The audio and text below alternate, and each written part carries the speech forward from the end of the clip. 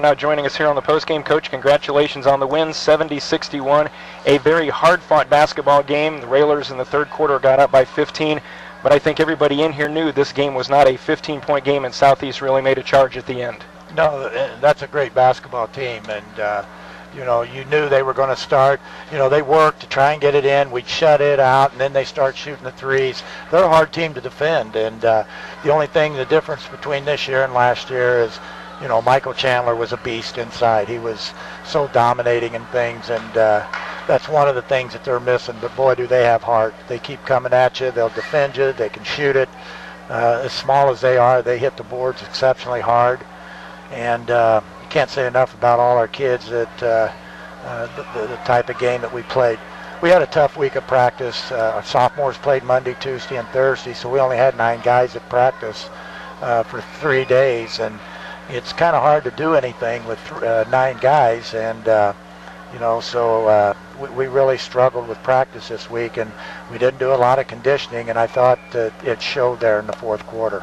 Yeah, coming back, Coach, you talked about Southeast doing really being a different team, not only getting it inside, but they hit some threes like as they didn't do in the last meeting at Southeast. But talk about the Railers tonight. They saw a lot of threes from the Railers, not a lot of driving. We saw a lot of driving, a ton of driving from Nathaniel Smith.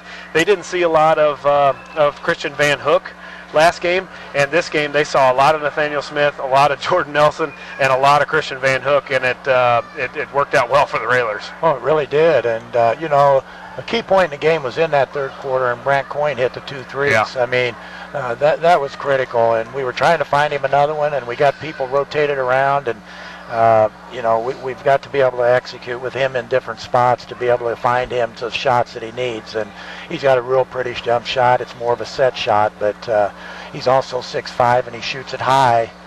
So it's kind of hard for them little guards to get out on him.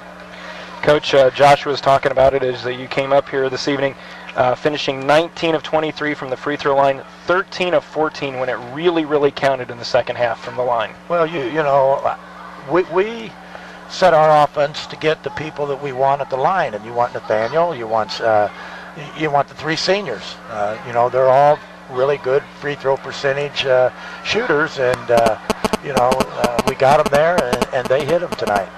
Coach, talk about the ball handling of the Railers. You faced full court pressure all night. You talked about their wearing you down. You didn't condition a lot, but only 10 turnovers against this kind of pressure, and you have the luxury of having all 5 guys on the court. Being able to handle the basketball, 10 turnovers. You got to like obviously 17 for Southeast. That's really what hurt them and really what helped the Railers. Well, I think last time, even though we won the game at Springfield, I'm not sure they hit double digits on turnovers, and I thought they took care of it, and I was really concerned, because I felt that they would shoot the ball much better than they did at their place, and but we done a nice job. They hit their free throws down there. They didn't hit them very well, and but our guys hung in there. They got to within 1 possession at one point, and kids were tough tonight. Yeah. Coach, an important stretch for the Railers, obviously, last week, being down at Chatham for the Meyer Classic. You start your own sort of version of the city tournament as the 4 games going against the Springfield schools, but this was the first of only 3 games left before the seeding meeting. And 2 weeks from tonight, we'll know what the Railers' road for the tournament will look like. Important for this team, not only for conference-wise, but for the perception of this team to maybe get one of those higher seeds in your own regional. Well, and the big thing we got is we play Springfield next Saturday, and I'm not sure where we'll fall if we can't go down and take care of business at Springfield. With them beating us twice and Griffin beating us once, and we did beat Morton, but other than that, and plus you got to play Lanphier. So if we stub our toes next weekend, I could see us being a 4th, 5th seed. I think any one of the 5 teams in that regional on a given day could beat anybody. So, the positive thing we do is we have it here at our place.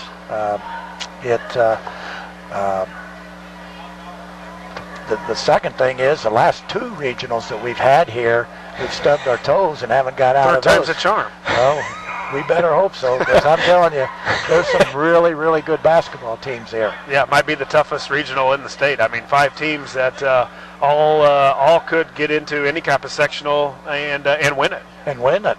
Yeah, any one of them.